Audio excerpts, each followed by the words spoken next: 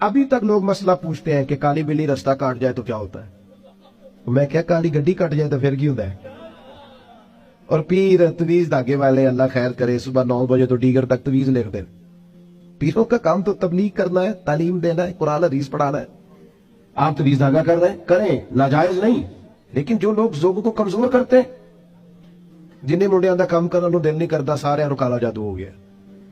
वो काम कर, कोई मेरे भाई मेहरबानी कर, बाहर निकल, जद्दोजहद कर। जादू किधर से आ गया? जादू इतना ही फारग है तेरे पास ही आ गया।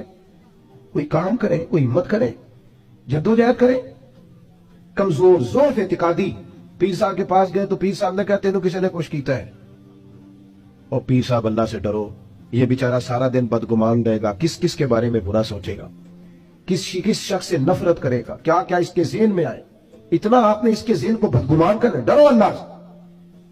मुसलमान कभी ज़ौफ़ एतिकादी का शिकार नहीं होता।